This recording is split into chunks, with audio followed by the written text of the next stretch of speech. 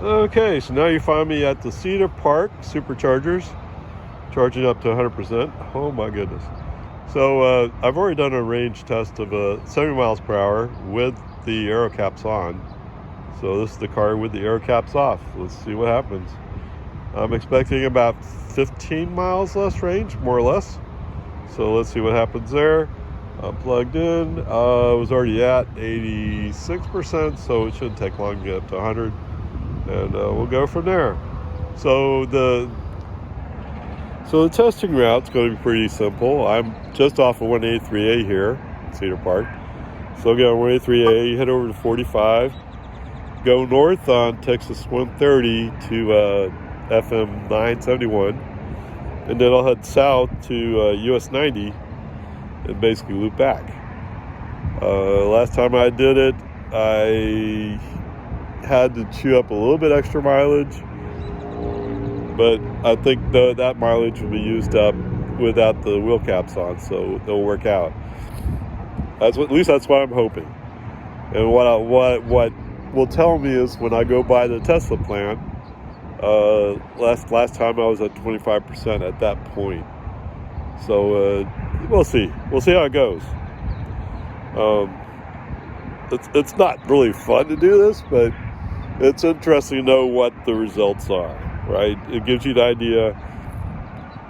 I mean, I've always been, I like mag wheels since I was a kid, right? That hot cars had mag wheels, and your parents' cars had hubcaps. So now I have this Model Y, and there's mag wheels, at least sort of, under the hubcaps, but the hubcaps save you range. So let's see how it all works out. We'll make a determination from there. And really, I have my eyes on a set of Martian wheels someday, so that might make a factor there too. Anyway, we'll see how it goes. Okay, just to share this with you. It's 60 degrees outside, so it's not hot or cold. It's a moderate temperature. It's still just 60. Anyway, battery temperature is low, so it's heating up the battery as well. And that's part of the reason we're doing the supercharge here, is to get the battery heated up for maximum performance. I'm only 18 miles from here, so the car barely moved before I plugged in. So anyway, there it is. Okay, just got my notification, and it doesn't indeed show this time 100%. So there you go. Let's unplug and get going. Okay, here we are at FM 971. I'm at 88% with how much I got on the 32 miles. Okay, just throwing in some blue bonnets for y'all. Why not? Welcome to spring in Texas. There you go, more blue bonnets and Indian paintbrushes on the other side. There you go. Here you go. I can resist showing more spring flowers, right? I hope there's a bunch of them. Okay, so how did that happen? Right now I'm at 77% with 64 miles. I don't know, but we're not at 75% yet, and I'm about to pass Tesla plant.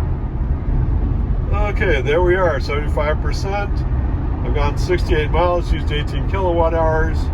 It's just slightly past the plant, so I'm not quite sure what to think about that, but there it is. All right, so here we are, we're at 55%, 121 miles covered with 33 kilowatt hours used.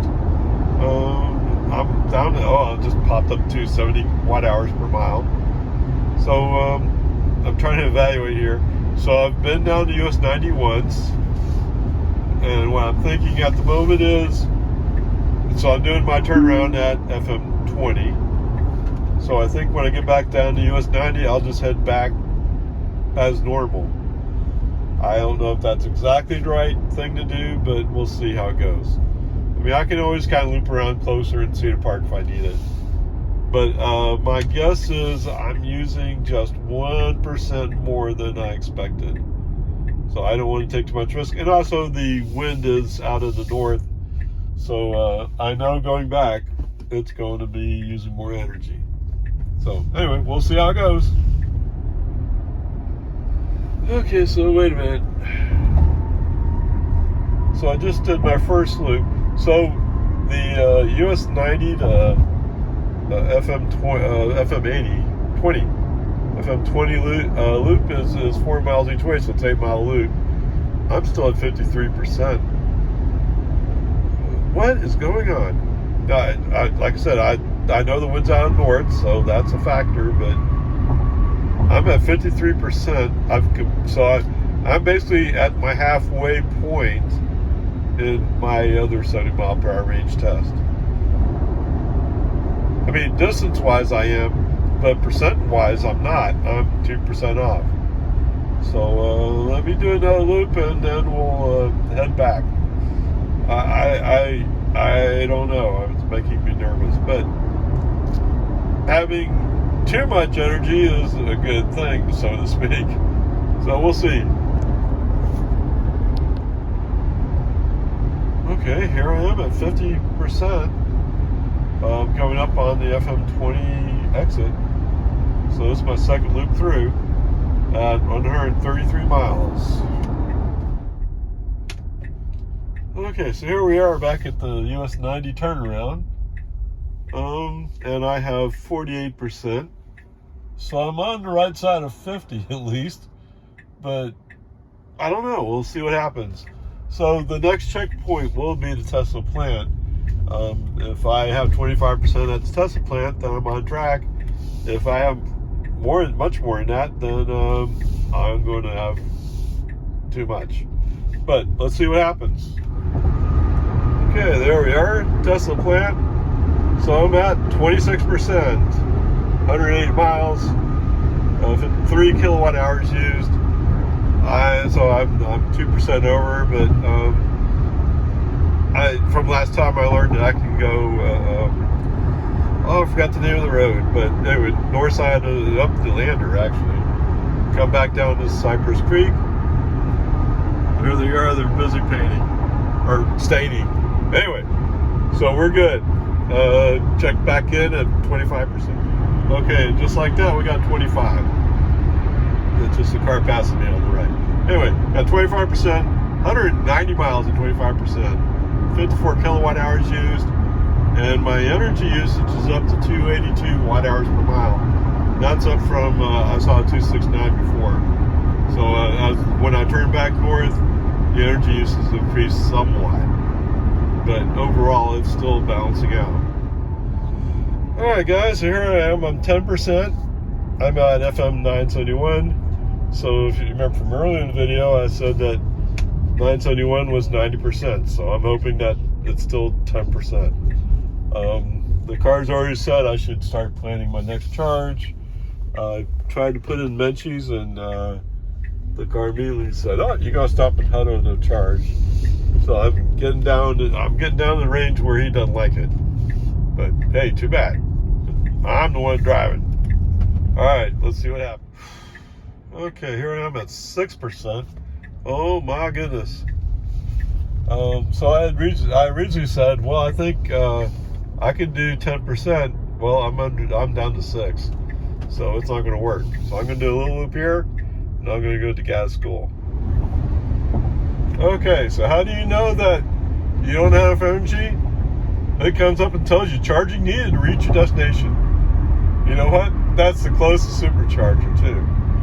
Anyway, so what that really tells you is slow down. Okay, so that's the end of this test. Okay, 252 miles. If I remember, I was 252 on the other trip. 353 hours. And the average energy is 284 watt hours per mile. Now at the turnaround, it was around 269. So I've used a lot more energy coming back. And there is a breeze out of the north, up to 10 miles an hour. So that's part of it. Of course, coming this way, we're gaining elevation. There was a little bit more traffic, so yes.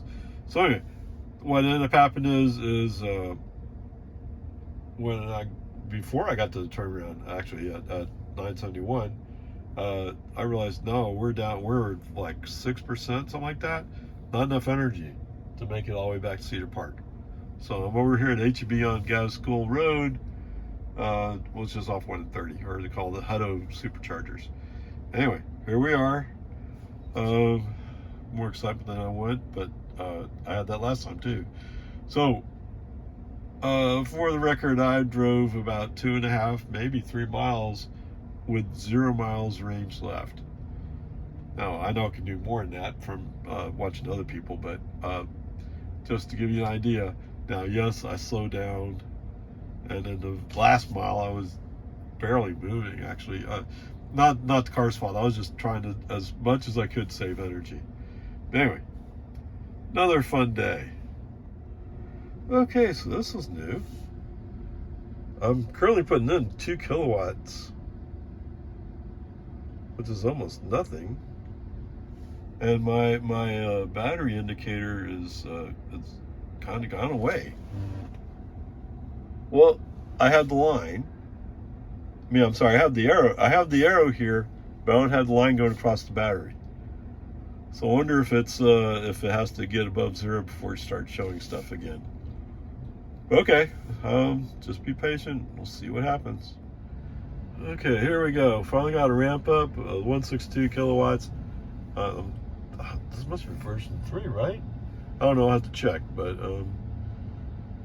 I think it just had to kind of get some energy in there before it could start doing anything. So that's how much energy I pulled out of it. Too much energy pulled out of it. It says 72 kilowatts were pulled out, or kilowatt hours. It should have 72 usable, so I don't know. Anyway, there we go. It's finally ramped up. Oh, it must be version 3. It's up to 192. Okay, so we'll just give it a few minutes, and so I'll need about 25, maybe 20. So anyway, I figure I'll go 25% before I head home.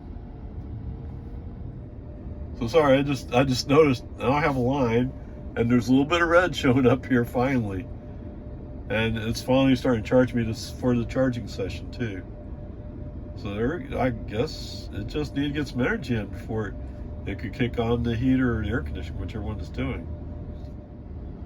Okay, so I've already put 14% now, and to navigate the way I was going to go back to Cedar Park, it says I would get home with 3%.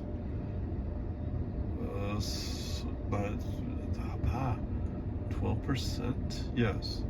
So that was the plan, was if I was at 10%, I could make it home, or make it to Cedar Park. And well, that's when I stopped what I was doing.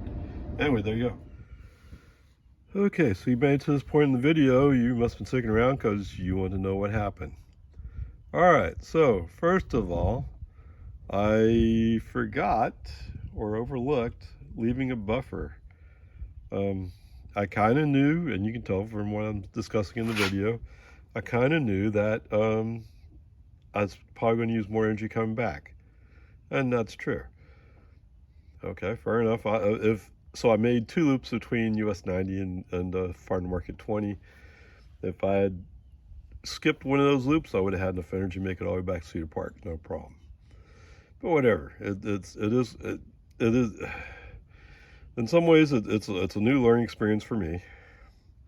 Although this is the second time I've done this, so that's part of the learning process is you do these things.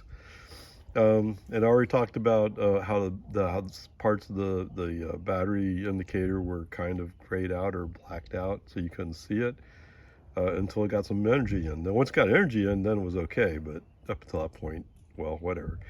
Okay, so that was that. So I wanted to lead off this answer with you can order the caps, the end caps, and the bolt caps. You can order those from Tesla. Some people talk about ordering them from Amazon, whatever. Whatever. Everybody has their choice. That's whatever you want to do. But I was going to say, well, I wanted to say I've already ordered them. I haven't ordered them yet. I just got home, so I wanted to take a few moments to breathe and relax. But So the answer is, I prefer to run without the aero caps. So if it doesn't make a difference in mileage, although I haven't confirmed it yet, I mean, it almost feels like it didn't make any difference or very little difference. Now I know they can't. I know it must have made some kind of negative difference. I know it has to, because this is not as aero. And going south, well, I mean, the reason why I got there faster was because the wind's out of the north. So that was probably the big factor there. But anyway, so the answer is yes, I'm going to run like this. And I'm going to order the caps to make it prettier and to protect the system in here. So there you go. That's the answer. I'm still kind of shocked, but maybe I'm not remembering the 70-mile-per-hour range test correctly. I need to go back and review that. But even if I've lost 20 miles, it's not enough difference to me. I mean, I tell you the truth, I know it's not real, but the car felt faster coming back from Cedar Park. So I mean, and you know, I was getting under 250 watt hours per mile coming back. So I know it's not as much difference as you might think it is. Anyway, there we go. So just a quick follow-up. I found the 70-mile-per-hour range test, and so that was at 262. Today's 70-mile-per-hour range test without the aero caps was 252. So it's 10 miles less range. Now, could there have been some other factor involved as well? I don't know. The 10-mile range difference would be explainable because on the Tesla website, it indicates if you go to the 20-inch wheels, you'll lose 15. So it sounds very reasonable that I would have lost 10. Anyway, so there is a more measurable difference. Just want to make sure I document that here. Okay, so this section of this video where I question other people's sanity. So it was 252 miles covered today, and that was right around 70 miles an hour. I mean, sometimes it was a little less, sometimes it was just a touch more, but that was what it was. And so it was 3 hours and 54 minutes, I think it was.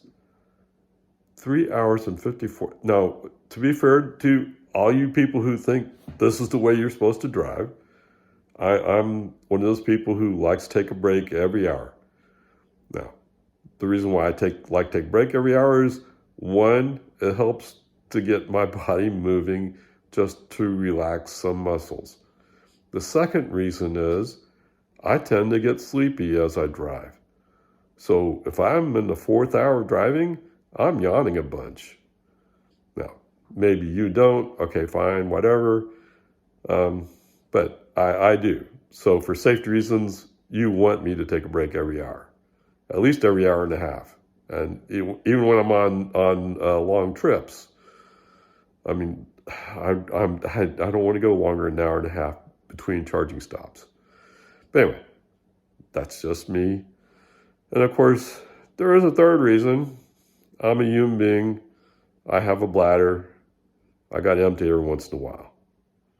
Maybe you don't. Okay, I've heard of people who don't have to go to the bathroom. Fine, okay, I do. Anyway, peace and harmony, to each his own. But that's the explanation why, yes, I don't like driving for 4 hours straight.